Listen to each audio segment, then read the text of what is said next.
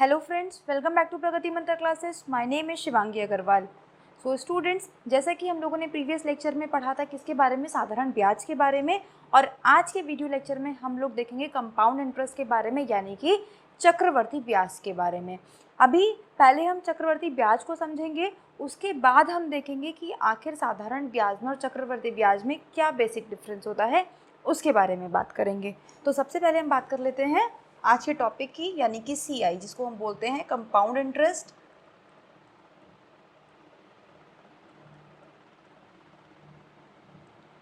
यानी कि चक्रवर्ती ब्याज। तो देखिए, जैसे कि हम लोगों ने चक्रवर्ती ब्याज क्या होता है स्टूडेंट्स, जब हम लेते हैं ब्याज पर ब्याज। मान लो कि मैंने किसी से 1000 रुपये उधार लिए थे, ठीक है, कितने प्रतिशत पे लिए थे, मैंने उससे लिए थे 10% पे। तो अगर मैं पहले वाले साल का यानी कि 1 साल का ब्याज कैलकुलेट करूं पहले साल का, तो क्या बन जाएगा मेरा पहले साल का ब्याज, ये आ जाएगा मेरा इस पर 100 रुपये। ठीक है, ये तो बात रही किसकी, कि 1 साल के ब्याज की, और 1 साल का ब्याज मेरा कितना हो जाएगा, 100 रुपये हो गया। लेकिन स्टूडेंट्स, जैसे ही मैं यहाँ पर किसका ब्याज निकालने की बात करूँगी, सेकेंड ईयर का ब्याज, यानी कि दूसरे साल के जब मैं ब्याज की बात करूँगी, तो अब जो मेरी राशि पे ब्याज लगेगा, जो मेरा मूलधन बन जाएगा, वो क्या बन जाएगा, वो बन जाएगा 1100 रुपीज़। अब हम क्या करेंगे, इन 1100 रुपीज़ पे 10% के हिसाब से जब हम ब्याज लगाएंगे तो ये कितना आ जाएगा, ये आ जाएगा हमारा 110 रुपये। ठीक, अब आपने देखा एक डिफरेंस कि जब हम साधारण ब्याज की बात करते थे तो हर महीने मुझे कितना रुपये ब्याज मिलता, 100 रुपये 100 रुपये 100 रुपये। लेकिन अभी क्या हो गया कि हमने क्या करा, कंपाउंड इंटरेस्ट कैलकुलेट करा। कंपाउंड इंटरेस्ट में स्टूडेंट्स हमें क्या देखने को मिला कि जो हमारी मूल राशि थी, यानी कि जो हमारी प्रिंसिपल थी, उस पर तो हमें ब्याज मिलेगा ही मिलेगा, लेकिन जो हमें पहले साल में ब्याज मिला उस पर भी हमें ब्याज मिलेगा। तो आप लोगों ने ना एक कहावत सुनी होगी हिंदी में, बड़ी प्यारी सी, कि आम के आम गुठलियों के भी दाम। तो बिल्कुल वही वाली चीज़ यहाँ पे अप्लाई होती है। किस तरीके से, कि ये जो हमें आम है इसके तो पैसे हमें मिल ही रहे हैं, लेकिन साथ में ये जो गुठली है ना, इसके भी हमें पैसे मिल रहे हैं। मतलब हमें प्रिंसिपल अमाउंट पर तो पैसे मिलेंगे ही मिलेंगे, लेकिन साथ में जो हमारा ब्याज बढ़ता जाएगा उस पर भी हमारा ब्याज लगता जाएगा। समझ में आया अब आपको? तो देखिए, अब अगर मैं यहाँ पे बात करूँ तो मेरा यहाँ पे कितना हो जाएगा, ये हो जाएगा 121, यानी कि जो मेरी प्रिंसिपल है अब वो बन जाएगी थर्ड ईयर के लिए 1210। अब जो हम ब्याज कैलकुलेट करेंगे वो हम करेंगे अपने 1210 पे। ठीक, किसके ईयर के लिए, थर्ड ईयर के लिए। तो इसी तरीके से हर क्रमागत सालों में ये ब्याज बढ़ता जाएगा। क्यों बढ़ता जाएगा, क्योंकि यहाँ पे प्रिंसिपल के साथ ब्याज भी ऐड करते जाएंगे, और फिर नेक्स्ट ईयर का जो ब्याज हमें मिलकर आएगा वो किस पर आएगा, इन दोनों का एडिशन पर हमें ब्याज मिलता है, इसलिए हर साल हमारा ब्याज बढ़ता रहता है। देखो, अब ये तो रही हमारे चक्रवर्ती ब्याज की बात कि हमें क्या मिल रहा है, ब्याज पर भी ब्याज मिल रहा है। लेकिन अगर हमने साधारण इंटरेस्ट देखा था, यानी कि साधारण ब्याज देखा था, तो उसमें क्या हो रहा था कि मान लो अगर मैंने किसी से 1000 रुपये उधार लिए थे और 1000 रुपये ही मैंने यहाँ पर उधार लिए थे, तो हर साल जो मुझे ब्याज मिलेगा 10% के हिसाब से अगर हम कैलकुलेट करते हैं, तो हर साल मुझे मिलेंगे 100 रुपये हर साल, चाहे मैं कितने भी ईयर्स के लिए उन्हें रख लूँ, लेकिन हर साल मुझे 100 रुपये ही देने पड़ेंगे।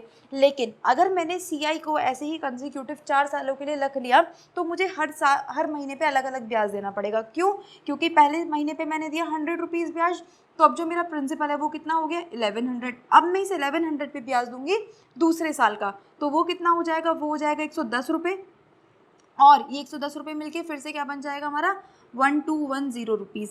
इसी तरीके से फिर क्या होगा, अब मुझे इस 1210 पे ब्याज मिलेगा, तो ये कितना हो जाएगा, 121 रुपीज़। इसी तरीके से फिर अभी जो 121 है हमारा, इसमें ऐड हो जाएगा, तो ये हो जाएगा 3331। इस तरीके से हर साल जो मेरा प्रिंसिपल अमाउंट है वो यहाँ पे चेंज होता जाएगा, और हर साल मेरा ब्याज इंक्रीज़ होता जाएगा। लेकिन इस साधारण ब्याज के केस में क्या हो रहा था कि जो मेरा प्रिंसिपल था ना, वो स्टूडेंट सेम रहता था, लेकिन यहाँ पे जो मेरा प्रिंसिपल है वो हर बार चेंज हो रहा है, हर साल में चेंज हो रहा है। ये पहले साल में था, ये दूसरे साल में, ये तीसरे साल में, और ये फिर चौथे साल में। इस तरीके से जो हमारा ब्याज है ये इंक्रीज़ होता जाता है।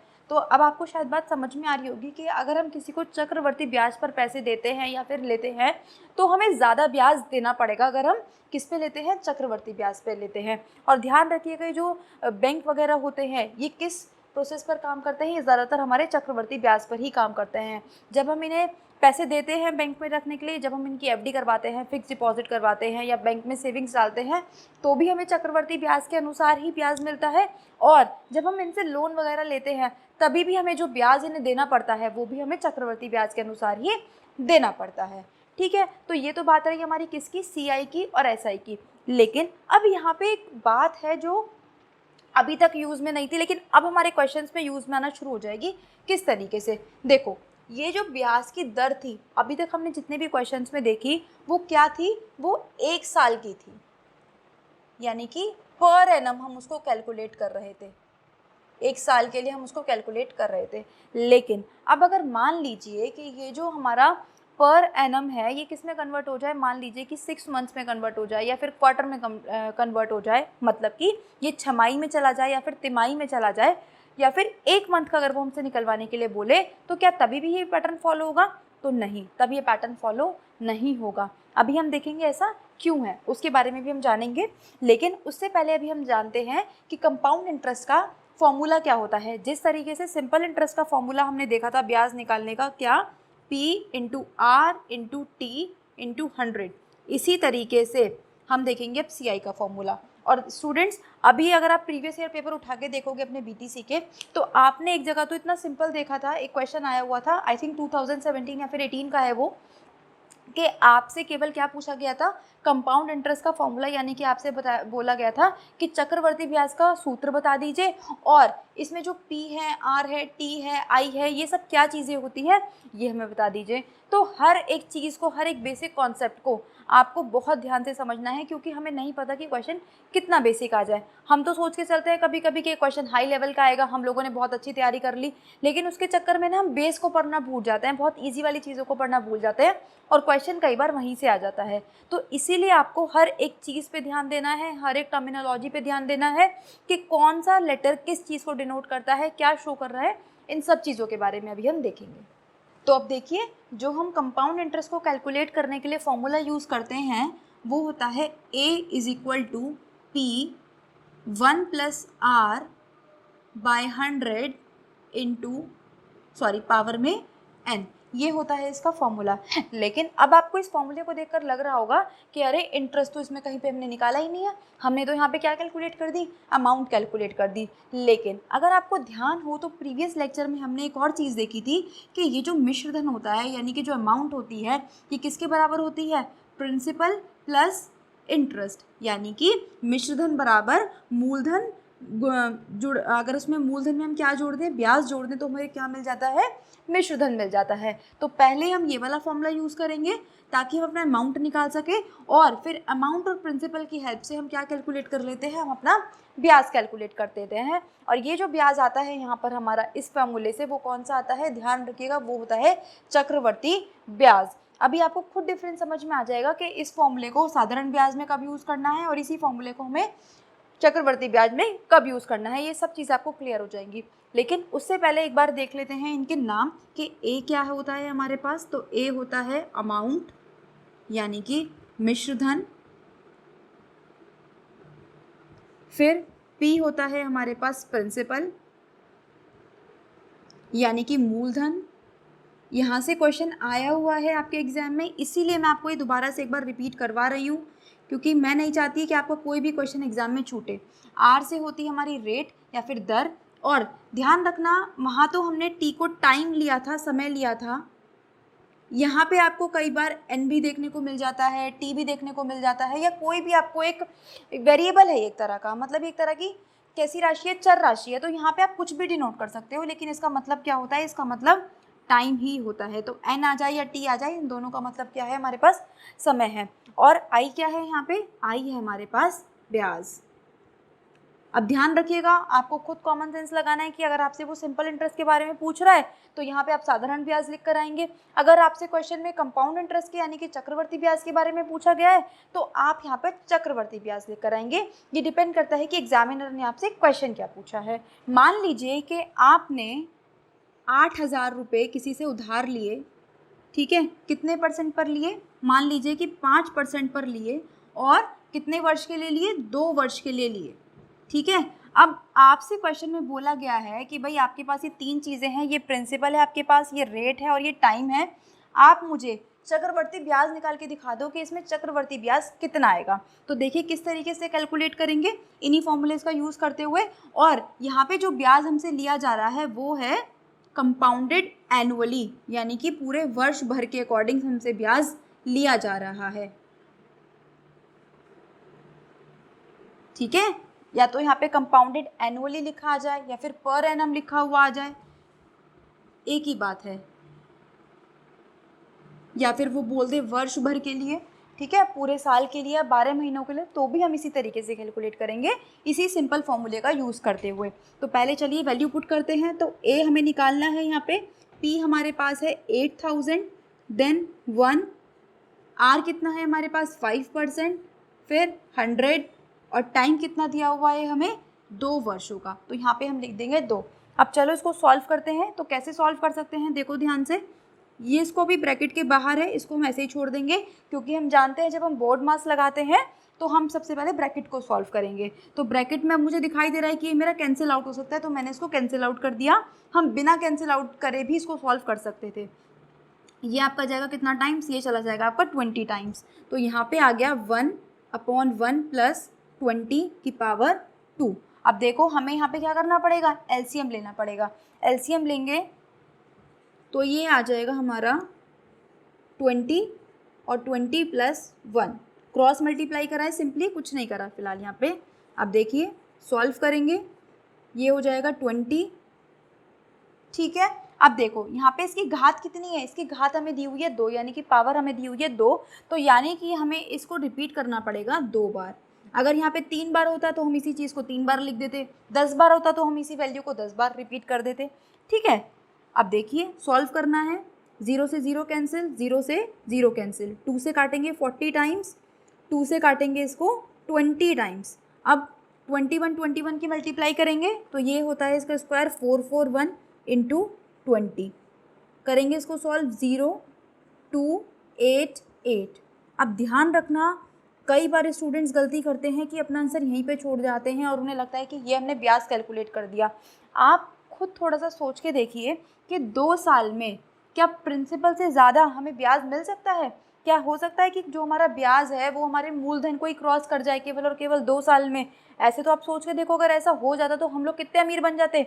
सब अपने ब्याज पे पैसे कैसे देते, चक्रवर्ती ब्याज पे दे देते हम लोग, और सब अमीर बन जाते कि भाई देखो डबल से भी ज़्यादा पैसे हमें वापस, सॉरी जितना हमारा मूलधन था उससे भी ज़्यादा पैसे हमें रिफंड हो गए। पर ऐसा नहीं है, हमारा आंसर यहाँ पे कंप्लीट नहीं होता है, यहीं पे हमें छोड़ के नहीं आना है, ये गलती हमें नहीं करनी है। अब हमें दूसरा फॉर्मूला यूज़ करना है इसमें, ये वाला, और हम कैलकुलेट करेंगे अपना ब्याज। तो कैसे, अब फॉर्मूला है AP + I, तो A हमने कितना निकाल दिया 8820 इज इक्वल टू, ये कितना आ गया 8,000 + I। अब हमें निकालना क्या है, यहाँ पे ब्याज निकालना है। पहले भी समझाया कि जिस चीज़ को भी निकालना है आपको उसको अकेला कर दो, इसको ले जाओ यहाँ पे, ठीक है। अभी प्लस में है वैल्यू तो उधर जाके कैसी हो जाएगी, माइनस में हो जाएगी। सॉल्व करेंगे 820 रुपीज़ आंसर, यानी कि 8,000 रुपये पे 2 साल में 5% के हिसाब से हमारा ब्याज कितना बन जाता है, ये बन जाता है 820 रुपीज़। देखो अभी तो हम ये पूरा लॉन्ग मेथड से कर रहे हैं क्योंकि हम ये जो क्लासेस है हमारी BTC को ध्यान में रखते हुए बना रहे हैं, लेकिन अभी जब हम पूरा चैप्टर कंप्लीट कर लेंगे तो मैं आपको एक शॉर्टकट तरीका भी बताऊंगी जिससे आप अपने बाकी के एग्जाम्स को भी सॉल्व कर सकते हैं बहुत इजी तरीके से, ठीक है। लेकिन उन सब चीज़ों को समझने के लिए सबसे पहले हमें बेस तो तैयार करना ही करना है, तो बेस आपको यहीं से समझ में आएगा। इन वीडियोज़ को एकदम ध्यान से देखिए, ठीक है। अब देखो इसी क्वेश्चन को हम लोग अभी सॉल्व करेंगे किस तरीके से। हमने बात कर ली ये तो कंपाउंडेड एनुअली की, और कंपाउंडेड एनुअली के हिसाब से हमारा जो ब्याज है वो कितना आ गया 820 आ गया। इसको मैं यहाँ पे अलग से लिख रही हूँ, कंपाउंडेड एनुअली अगर हम देखें तो ब्याज कितना आ गया 820 रुपीज़। अब देखो सेम क्वेश्चन को हम करेंगे, बिल्कुल इसी क्वेश्चन पर लिखते हुए करेंगे जब जो हमारा ब्याज है वो 6 महीने के लिए लगाया जा रहा है। तो आपको डिफरेंस समझ में आ जाएगा खुद ही कि यहाँ पे क्वेश्चन में हमसे वो क्या कहने की कोशिश कर रहा है, किस तरीके से हमें अपने फॉर्मूले में चेंजेस करने हैं जैसे ही ये हमारी दर का टाइम चेंज होगा। देखो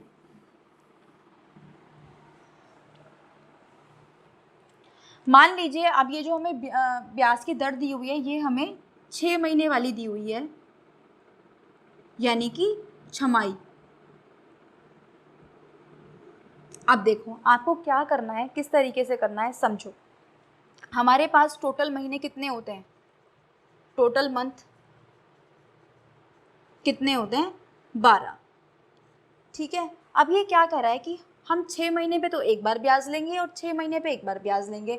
अगर मैं इस 12 को 6 के सेट में तोड़ूं, 6 में तोड़ूं तो ये कितनी बार में कंप्लीट हो जाएगा, 6 और 6 इसी तरीके से कंप्लीट हो जाएगा। यानी कि मुझे इस 12 को कितनी बार तोड़ना पड़ा, मुझे इस 12 को तोड़ना पड़ा 2 बार। तो देखो अब क्वेश्चन में क्या हो जाता है, जब हमारे पास 6 महीने के लिए हम कैलकुलेट करते हैं तो यहाँ पे 2 चीज़ों में चेंजेस आता है। किस तरीके से चेंजेस आता है कि ये जो n है ना ये बन जाता है हमारा 2n, और ये जो हमारी r है ये हो जाती है हमारी r/2। क्या करा मैंने, दोबारा से समझो कि जब भी हम 6 महीनों के लिए निकालेंगे तो हम क्या करेंगे कि ये जो n है हमारा ये तो हो जाएगा डबल, ठीक है, और ये जो r है ये हमारी हो जाएगी आधी। क्योंकि आप सोच के देखो अगर मैं पूरे साल में 5% का ब्याज ले रही थी किसी अमाउंट पे, तो अगर मैं यानी कि 12 महीनों में कितने का ले रही थी मैं, 5% का ब्याज ले रहे थे हम लोग। अब अगर हम महीनों को आधा कर देंगे तो हमारी ब्याज की दर भी तो आधी हो जाएगी। तो यहाँ पे जो हमारी ब्याज की दर है वो कितनी हो जाएगी, वो हो जाएगी 5/2। अब देखो इसको समझते हैं कि ये जो n है ये 2n किस तरीके से हो गया। अगर इसी क्वेश्चन पे, ठीक है, जब मैं कैलकुलेट कर रही थी अपना एनुअली ब्याज तो मुझे कितनी बार ब्याज मिल रहा था, आप सोच के देखो। पहले तो मुझे 8,000 पर एक साल में ब्याज मिल गया, ठीक है, और फिर जो मेरी यहाँ पे राशि आनी थी कितने 5% के हिसाब से, मान लीजिए मुझे x रुपये यहाँ पे मिल गए, तो अब मैं किस पे ब्याज ले रही थी, 8,000 x पर ब्याज ले रही थी दूसरे साल में, यानी कि मुझे 2 ही बार तो ब्याज मिला, ठीक है। लेकिन जैसे ही मैंने इस क्वेश्चन में क्या कर दिया, 6 महीने के लिए कर दिया, तो अब क्या होगा, इस 8,000 पे पहले मुझे 6 महीने के लिए ब्याज मिलेगा, ठीक है। अब मुझे इस 6 महीने से ना इन 2 सालों को कंप्लीट करना है, तो 6 महीने फिर से 6 महीने मिलना पड़ेगा, तो ये कितना हो गया, ये हो गया मेरा 1 साल का। फिर से मैं 6 महीने का लूँगी और फिर से 6 महीने का लूँगी, तो ये फिर से कितना हो गया, 1 साल का हो गया। तो अब ये टोटल मिला के कितना हो गया, 2 साल का।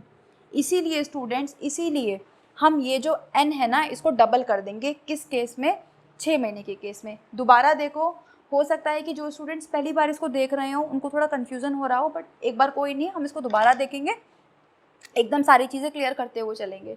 देखो यहाँ पे क्या हो रहा है कि हमने अपनी जो कंपाउंडेड हम एनुअली कर रहे थे यानी कि पूरे वर्ष भर का ब्याज ले रहे थे, अब हमने उसको टुकड़ों में कन्वर्ट कर दिया। हमने क्या करा कि भाई नहीं, अब हम पूरे साल के हिसाब से ब्याज नहीं ले रहे, हम ना 6 महीने के हिसाब से ब्याज लेंगे आपसे। तो अगर मान लो कि मैं तुमसे पहले 1 साल में ब्याज लेने आ रही थी, ठीक है, अब मैं क्या करूँगी, हर 6-6 महीने पे तुमसे ब्याज लेने आऊँगी। जब मैं तुमसे 6-6 महीने पे ब्याज लेने आऊँगी तो मुझे सोच के बताओ कि मैं 1 साल में तुम्हारे पास कितनी बार आऊँगी, 1 साल में मैं आऊँगी तुम्हारे पास 2 बार। इसी तरीके से अगर मैं 2 साल में, ठीक है, 6 महीने के हिसाब से ब्याज ले रही हूँ तो मुझे कितनी बार आना पड़ेगा आपके पास, 4 बार आना पड़ेगा। यानी कि अगर पहले मेरे को 2 बार आना पड़ रहा था तो अब मुझे कितनी बार आना पड़ रहा है, 4 बार आना पड़ रहा है। तो इसी चीज़ को यानी कि हमने क्या कर दिया, इसी को हमने कर दिया डबल। अब जब मैं आपके पास 6 महीने पे आऊँगी ना तो आप कहोगे कि जब तुम जल्दी आ गई 6 महीने, आधे टाइम पर ही आ गई, तो हम तुम्हें ब्याज की दर भी आधे के हिसाब से ही देंगे। इसलिए तुम लोगों ने क्या करा, जो मेरे पास आर था ना, तुमने कहा कि हम उसको आधा करके देंगे, इसलिए हमने इस आर को क्या कर दिया, आधा कर दिया। आई होप अब आपको सारी चीज़ें क्लियर होंगी। स्टिल कोई डाउट है तो अभी देखना क्वेश्चंस के तरीके से, क्वेश्चंस के माध्यम से वो सारी चीज़ें आपको क्लियर हो जाएंगी। तो अब हम चलते हैं इस क्वेश्चन की तरफ कि इसको हम 6 महीने पे कैसे कैलकुलेट करेंगे। तो देखिए अब हम इसी क्वेश्चन को करते हैं किसके हिसाब से, जब हम इंटरेस्ट ले रहे थे 6 महीनों पर, ठीक है, यानी कि छमाही इंटरेस्ट के हिसाब से अब हम इसको कैलकुलेट करते हैं। तो सिंपल यही फॉर्मूला यूज़ करना है, लेकिन ध्यान रखिएगा 2 जगह चेंजेस होंगे हमारे पास। जहाँ पे n है उसको हम 2n कर देंगे और जो हमारी r है उसको हम r/2 2 कर देंगे, ठीक है। और ये किस केस में है, ये है हमारा 6 महीने यानी कि छमाही वाले केस में।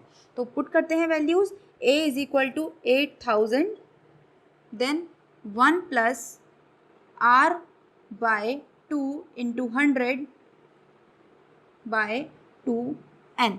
तो अभी क्या हो जाएगा, ये हो जाएगा 8000 1 प्लस r कितनी है हमारे पास 5 2 बाय 100 इंटू 2 इंटू 2 साल थे हमारे पास, तो ये कितने हो जाएंगे अब 2 इंटू 2, ठीक है।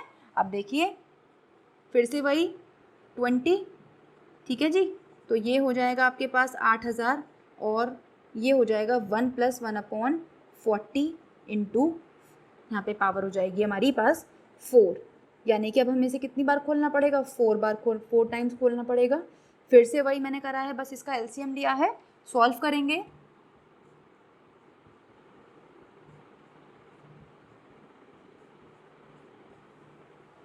ठीक है जी, सॉल्व करेंगे। 0 3 0 गई हमारे पास, 4 से गया 2 टाइम्स, 2 से ये गया 2 टाइम्स। अब इसको सॉल्व करते हैं।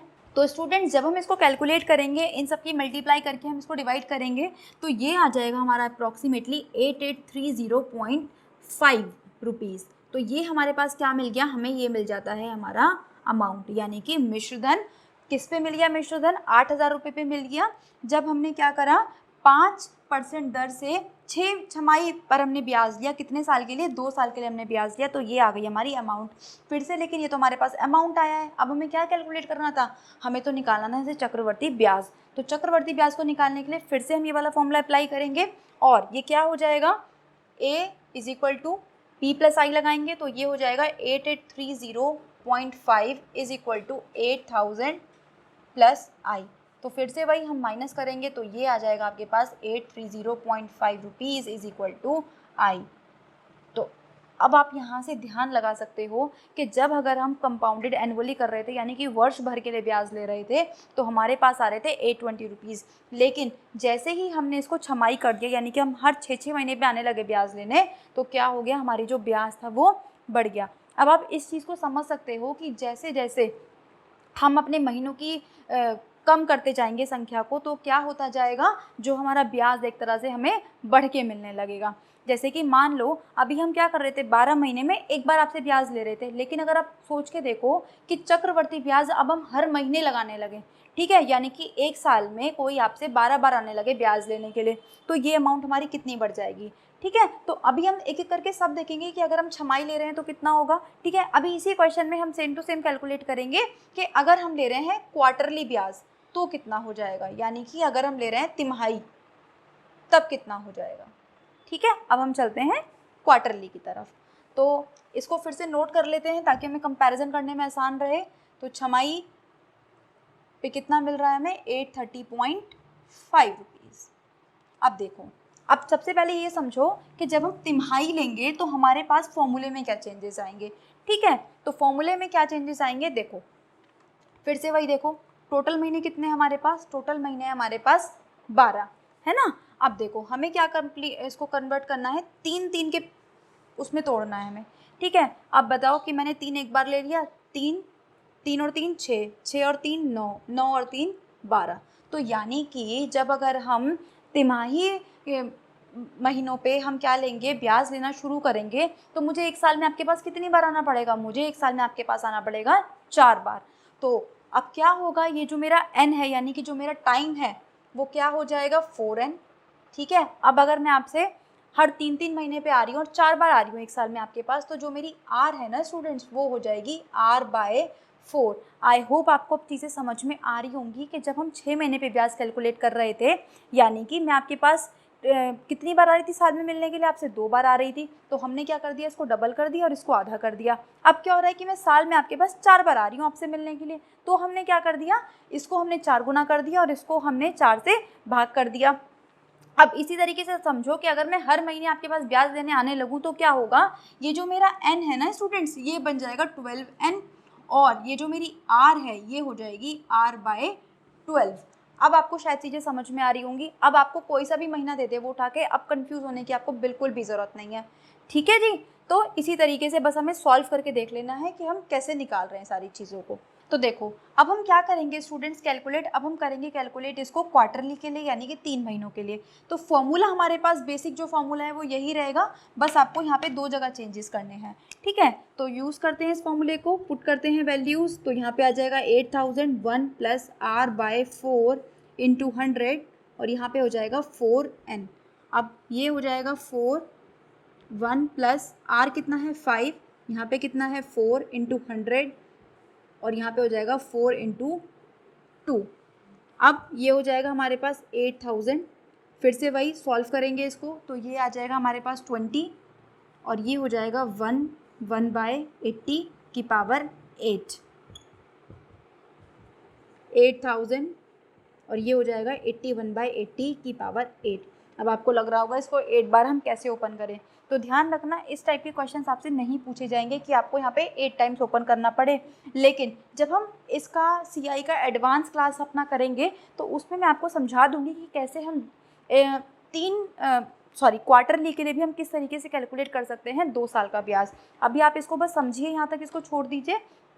लेकिन अब आपको यहाँ से एक चीज़ तो समझ में आई है, क्लियरली हमें दिख ही रहा है कि ये वाला जो ब्याज हमें मिलेगा यहाँ से वो हमारा इन दोनों से भी ज़्यादा आएगा। तो आपको समझ में आ रही है चीज़ें, मैं क्या समझाना चाह रही हूँ मेन चीज़, कि जैसे जैसे हम अपनी फ्रीक्वेंसी को बढ़ा देंगे, मतलब हमने यहाँ पे क्या करा था साल में 1 बार मिल रहे थे, यहाँ पे हमने क्या करा साल में 2 बार मिले, यहाँ पे क्या हुआ साल में 4 बार मिले। यानी कि जैसे जैसे हमारी मिलने की फ्रीक्वेंसी बढ़ रही है वैसे वैसे क्या हो रहा है, ये जो ब्याज है ना हमारा स्टूडेंट्स ये भी बढ़ता जाएगा। ये मुझे मेनली आपको समझाना था, तो आई होप आपको वो सब चीज़ें समझ में आई होंगी।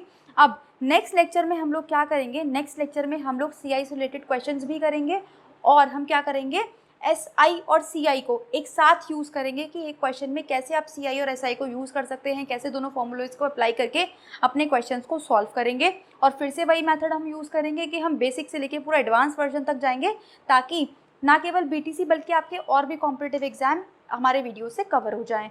तो मिलते हैं नेक्स्ट वीडियो में, और अगर ये आपको लेक्चर पसंद आया है पूरा तो इसको लाइक करना ना भूलें। चैनल पर नए हैं तो आज ही सब्सक्राइब कर लें, अपने फ्रेंड्स के साथ शेयर कर दें और बेल आइकन को प्रेस कर दें। और PDF के लिए या फिर डिस्कशन के लिए आप हमारा टेलीग्राम चैनल ज्वाइन कर सकते हैं, जिसका लिंक आपको डिस्क्रिप्शन बॉक्स में दिया हुआ है। Thank you students.